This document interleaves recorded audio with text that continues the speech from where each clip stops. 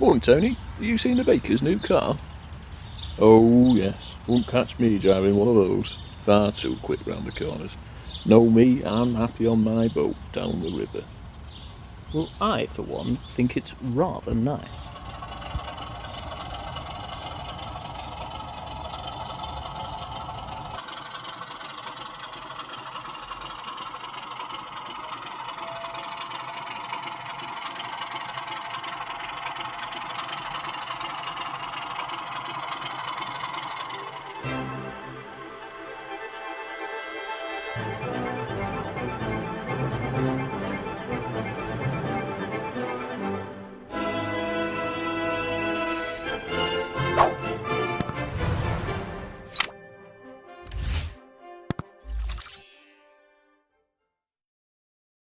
Hi guys, welcome back to the channel. I'm David. Today's video is long overdue, but it's taken me several months to both film and edit this video, but also to actually complete the work itself, as an awful lot has gone on.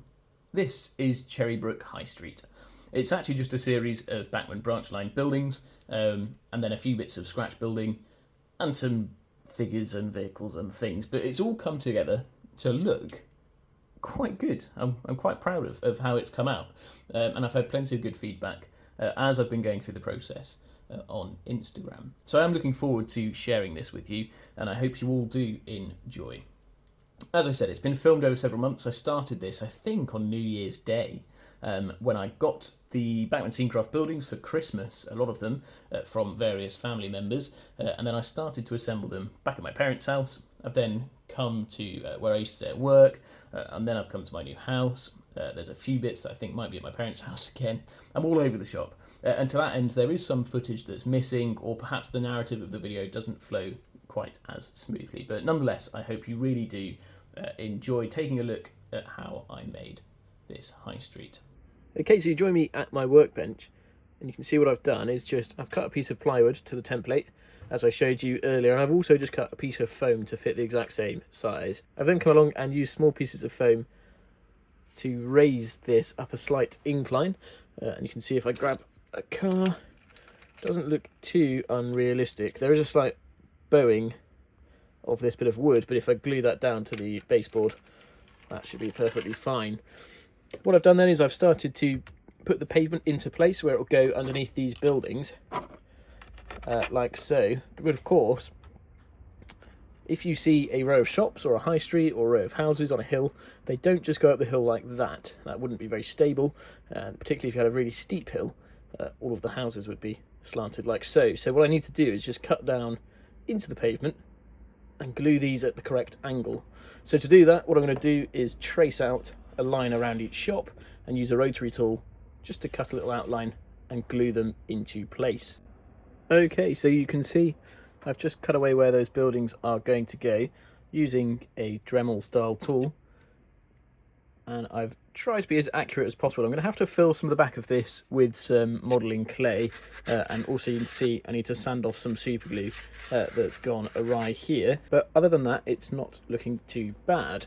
I've also torn the paper off the top of the foam here. For some reason it was pulling away slightly, so I've just peeled it off and I've re-glued down the pavement, and now it's no longer pulling off of the foam. I'm going to have to probably put some card or something down on top of this just to stop it denting. As you can see, it's very easy to get a fingernail in, so if you were to drop a tool or anything on this, you'd definitely leave a mark. So I think I will be laying possibly some really thin card for the road surface, or perhaps just a few layers of paint maybe to protect it. I'm not sure. I will come back to this. So what I'm going to do now is, probably off camera because it's going to be quite fiddly, glue all of the buildings into place with hot glue, pull this off the layout and then support them properly from underneath, and then we can start thinking about adding various lighting features inside the building before we glue them into place. Okay, so it's the next day and we're back on the layout, and you can see I got the high street buildings glued into place there. So having shown you where I cut the pavement with the Dremel, just cut down into the foam and through the plastic, it was really easy to get these lined up nice and straight, and they're all hot glued together and hot glued to the foam. However, they're not hot glued to the Backscene. This whole section is still very much removable. See, I've started on the next board. I've literally just got the plywood, hot glued on some foam, and I've yet to glue down this bit of pavement, but I think it should go roughly there. Then this ambulance can still make it around the corner to go up the hill, like so.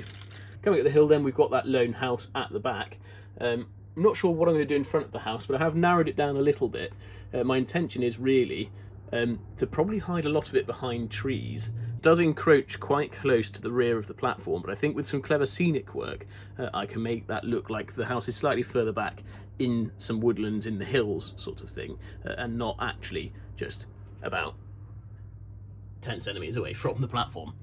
So we'll see how that goes. Okay, so you join me on my desk at work, and obviously there's nowhere near as good a lighting as I've got on the layout, but it should be good enough to continue making progress. It was last weekend when I came back, and it's now Thursday, coming to the end of the working week, and I thought I'd have a little look at the railway. All I have done during the week, if I spin this around, is paint the insides of all these buildings black. Now this is because I want to be adding some lighting, and I don't know if you've ever lit some Bachmann scenecraft or Hornby Skeldale buildings before, but if you don't paint the inside black like I've done so here, it lights up and glows like a Christmas tree. So what I think I'm going to do this evening is glue some LEDs into place, and then start playing around with different options for curtains, and perhaps coming up with some ideas for maybe some photos, some photographic interiors, as I don't really want to put some real interiors in this, as it's only about a centimetre deep. I don't want the faff of a real interior, but maybe some photographic interiors, or putting some blinds on all of the windows so you can't really see in. Okay, so it's been a little while since I filmed that previous clip where I was looking at painting the insides of those buildings and adding some LEDs, and that's exactly how they remain. If I just flip this up, you can see they're still just painted black, and there's a couple of LEDs glued in place, but nothing too major. Now what I've been looking at is actually the road and the pavement area here. So I had the pavements glued in place previously, but what I've done since is glued on some paper. This is just some lined A4 paper, it's all I had to hand. But I've glued that on with a couple of layers of wood glue, kind of making a sort of paper mache, almost, road surface. You can see there's a couple of tears and stuff in it, and this will help add to the texture of the road surface. And I've then come back with milliput, which is a model filler, and I've filled in some holes and gaps.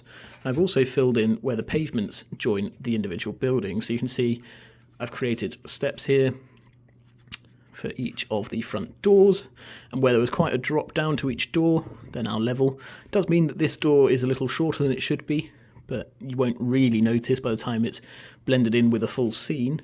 I've taken off the surround here for the butchers because it doesn't quite fit now the road is on a slope, so I'm going to have to trim that down and reinstall it. But yeah, overall, progress is being made with the road surface and the pavements getting ready for painting.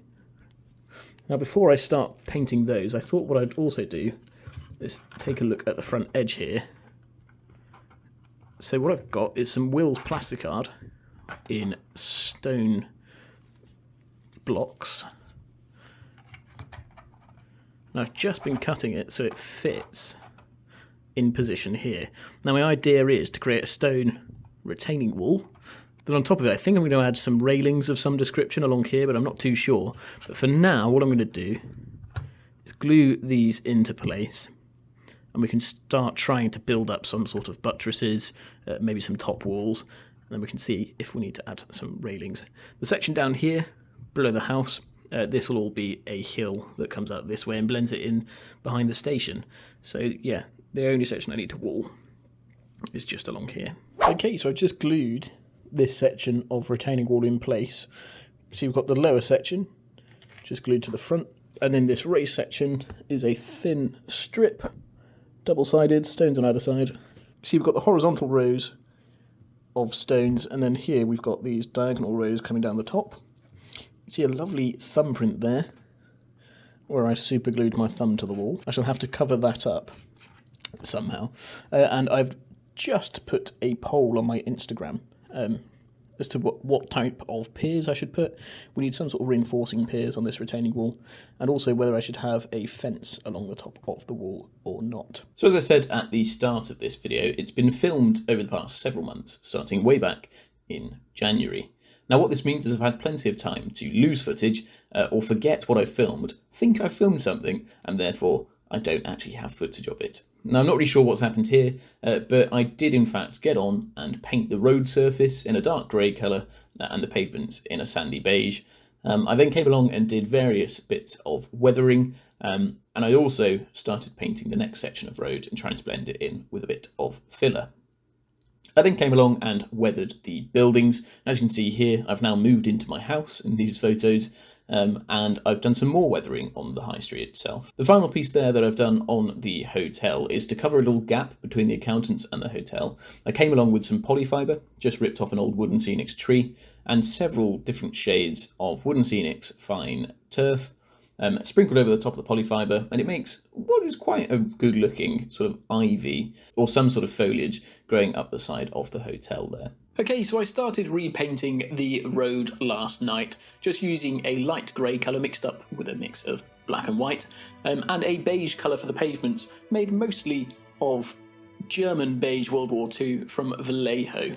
I then came along with the pavement and used what I call my Berlin camo weathering method, by painting individual slabs in different greys and browns and darker colours. Then later on down the line after the weathering, you do get subtle hints of different coloured paving slabs. This morning was then a case of coming along with a Tamiya panel line black wash. It's just a thin black wash, and most of that was dabbed away, although it did start off leaving some black in the cracks of the pavement. I then came along with a wash made up of water, mixed with that German beige and some white again, and again that was stippled off. I ended up using a cloth which left behind a nice stippled texture, and the key here is to try and leave some colour around. I then added a little bit of medium brown to make a slightly brown wash, and it did the same method again, just stippling it off with the cloth, leaving some paint behind. I could then touch up the pavement with the Tamiya panel line wash, just reinstating those dark lines between each slab. It was now time to do some dry brushing, and I mixed up a sort of sandy grey colour with various paints, again beige, black, white, and a tiny bit of blue actually. I decided that was a little bit too cold, so I mixed in some browns and then came back and dry brushed once again, just highlighting all of those paving slabs.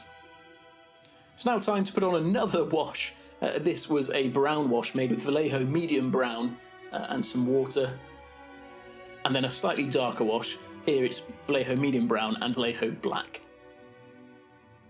After dabbing most of that off and touching up some areas, it was time for once again a bit of Tamiya panel line. Finally, it's time to come along with the pigments. We've got some DCC Concepts mid-grey, just making the tyre tracks, and then we come along with some Vallejo desert dust on the pavements, a little bit on the road, followed by some factory dirt from MIG, which is a great weathering powder I find, and then some black along all of the edges. Hoover off the excess, and then time for some matte varnish. I did film this drying, but it was literally watching paint dry. So we skip forward a bit, and it's time for a few more powders. So this time I come along with mostly some black there, followed up with some city dirt, and actually a little bit of burnt umber. And this is just adding into some of those potholes and darker areas. A final coat of matte varnish left to dry. And I hope you can all agree that the road is now looking an awful lot better than it did before. And we've got some detail there in the paving slabs, as well as the road surface itself.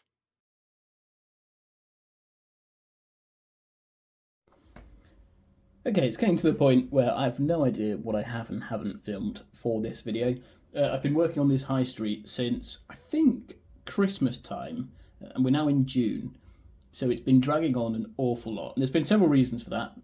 There's a few things I'm still dragging on with, and that's naming these shops here.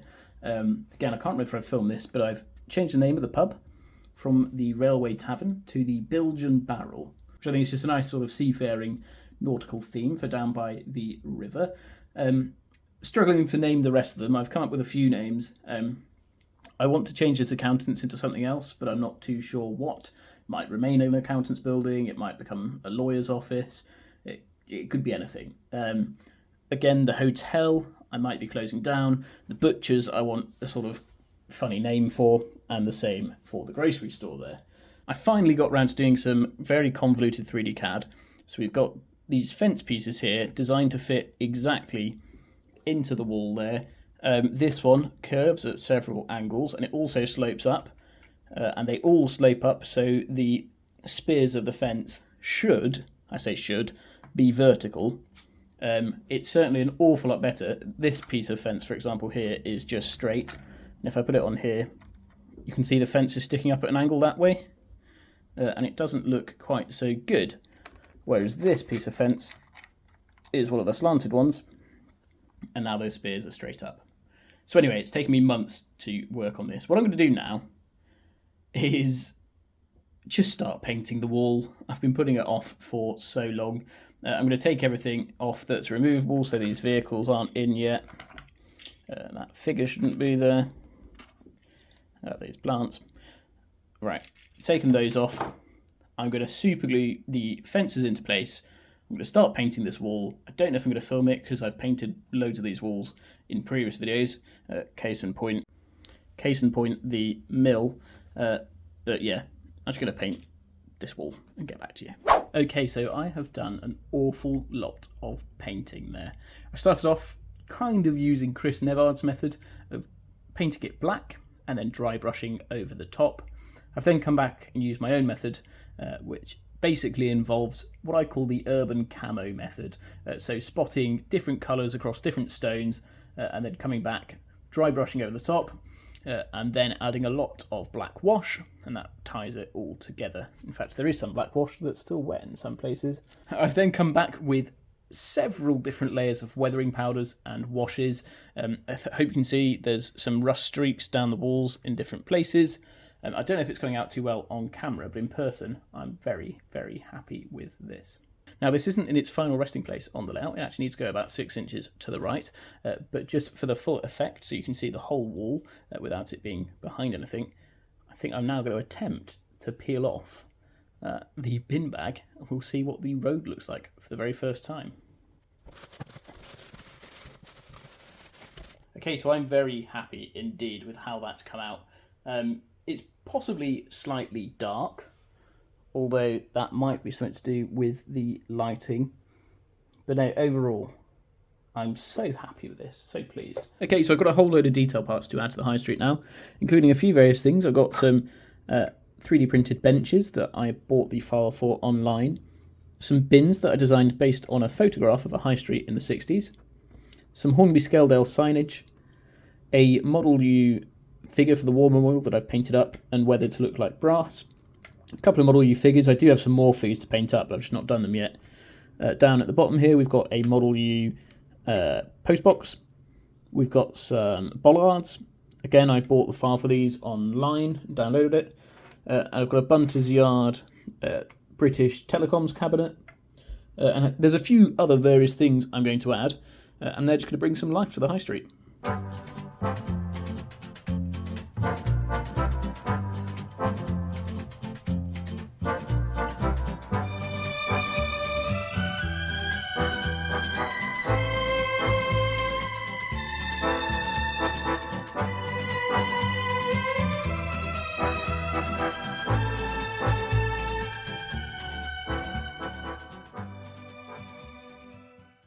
Okay, so there's the first round of detailing. You can see the Model U figure at the back there, series of bollards, a bin, letterbox, and the postman sorting the letters.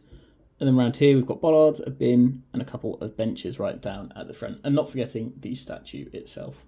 Oh, and here's a £1 coin for scale. My next job is, there is a sign that needs to go in here. I think it would look quite nice. But I want it to be for the incline, and there's no scale scene sign that exists with a sign for the incline. So what I'm going to do is print out my own label and stick that on. I've also got a few shops to rebrand and rename, and then some lighting to install. Okay, so my 3D printer is printing a new sign for this building here, which is going to become an estate agent known as Briggs and Mortimer. Bricks and Mortar. And I've got some more names for the butcher there. Will be J. Trotter, Family Butchers. And then we're going to have M. Spencer and Sons, Greengrocer. Then we've got a small sign at the bottom there, which I'll be using to make the correct road sign for the incline. If you haven't noticed, I've taken a trip recently to Beaconscott Model Village, where all of the shops have punny names.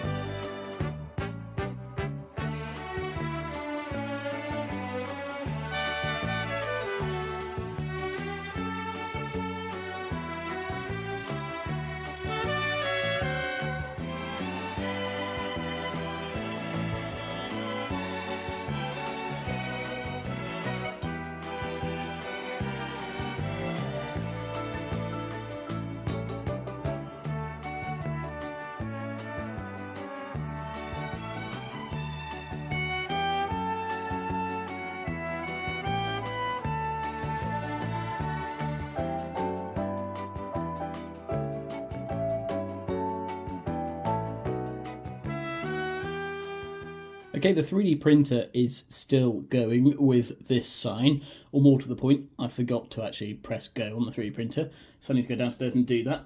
But some other things have happened. So that sign I weathered up and put in place. I've got some vehicles just parked on here. They will be left removable, but I'm thinking in a lot of the photos I could see of 60s high streets, there's cars parked all over the shop. Double yellow lines were sort of just coming in the 60s. And it seems that pre-then, wherever there wasn't a bollard, like over here, there was cars, as far as I can see anyway.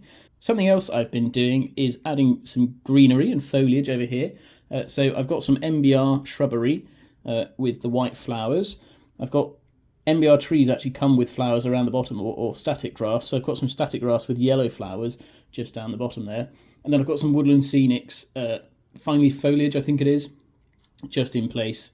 Along here, coming over the fence, where there was a bit of an issue with the fence, and then the same over here, coming up the wall, where it actually got my thumbprint, I think it was, in the wall, from back when I made the wall, and I put my thumb straight into some poly cement.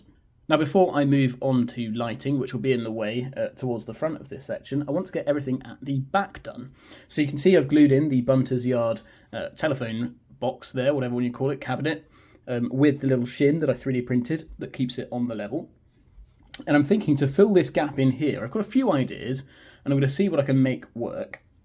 Now, the first one is I think it should be some sort of back garden for the house. But you can see that fence looks a little bit daft, being just there, because it's on the wonk. So what I've got here is a nice bit of brick, and I shall glue that into place. It won't stay there, but I'll glue that into place, and then I'll be able to glue this fence in on the level, and it should look much better. Now, previous subscribers will know or recognise this fence from West Canal Sidings. I 3D printed this fence several years ago, painted it and weathered it, and I thought I'd just reuse it again. It saves me printing a new fence and painting and weathering it again. So I'll glue that into place there. The next idea I want to try is cutting these trees down so they'll fit along the back scene here. Probably 2 of them, and hopefully those should look quite nice, and they should also hide the fact there is actually no back garden there. And then the final thing I want to try, which this I'm not too sure if I am going to do or not, is to install a billboard in the front here. Okay, so I've got that fence and the wall in and those trees, and I think it's looking much better already. I think I'll decide if I'm going to put a billboard there in the future. I don't know how much room I've got behind this fence here. I know it's not entirely flush against the back scene, so it was kind of my intention to push this back a bit, maybe glue these trees to the back scene. And also I do need to still work out what I'm doing with some walls or sort of front gardens for these houses up here. So I'll come back to this corner at a later date.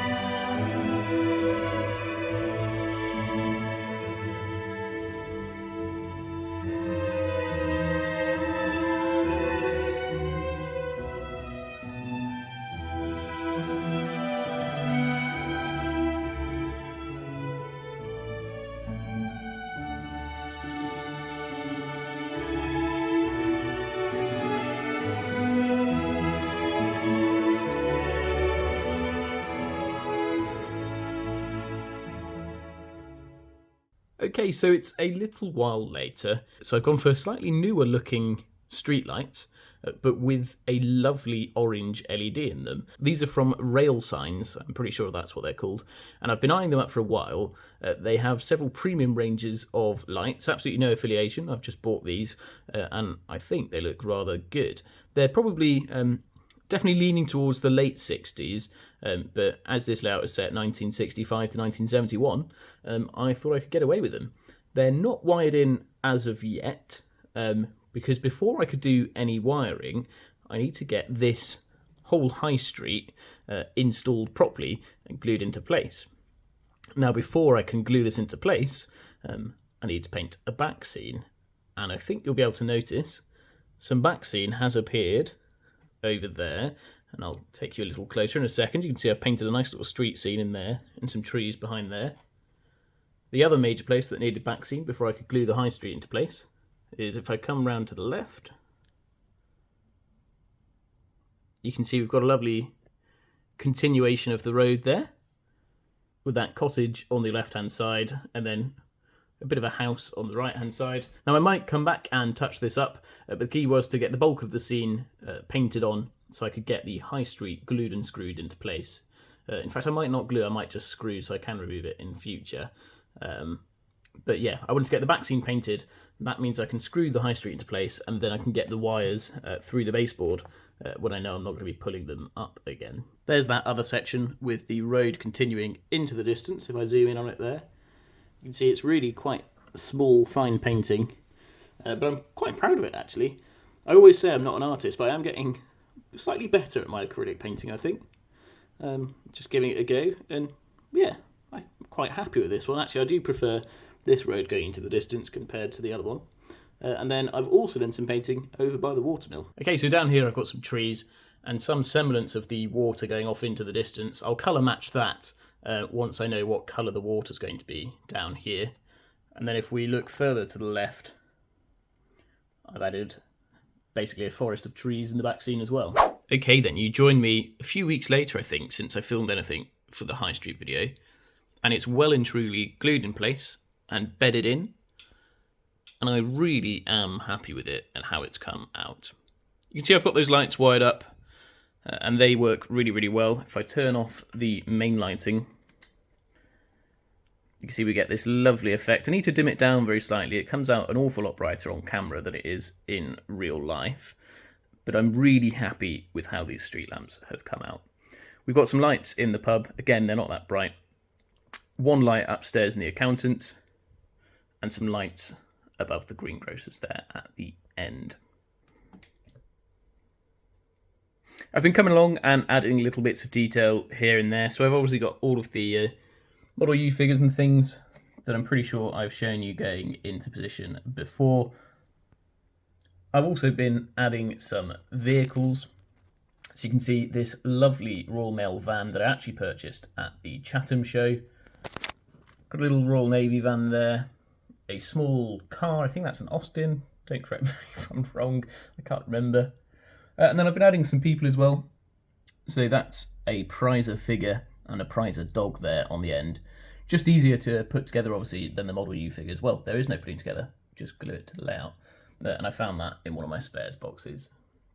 I'm really happy with the effect. I've got more of the Scaledale signs in place there, so I've got a halt at that line. And in fact, normally there is another car parked there, so I shall park him just down there. There we go. And as you can see, finally, I have started working on the road, coming forward, crossing the tracks, and heading off down past the station master's house. But that's all for a future video. Okay, so I do hope you've enjoyed this video or learnt a thing or two. Not too sure what the next video is going to be. I'm actually today, in about an hour or so, driving home to my parents for a couple of weeks for my summer holiday, summer leave period, before my job then actually moves, and I'm not sure how I'm going to film any railway videos, but we'll see what happens then. But yeah, so I'm spending some time with my parents. That'll give me access to the main loop of the layout, and I'll be able to do a few things on there. I had hoped to do more of an update on Cherrybrook itself. As you can see, a few little things have been happening here and there, Like those platforms have been making progress. And I've shown you in various videos the tunnel has made a tiny bit of progress. And I've got Backscene in over here, in fact. But unfortunately, I don't think I'm going to have time to film that today before I get on the motorway. So it'll have to be filmed when I get back. But yeah, I really hope you've enjoyed. Feel free to like and subscribe. Go check out my Instagram at Horsehair Railway Modeler. And I'll see you next time.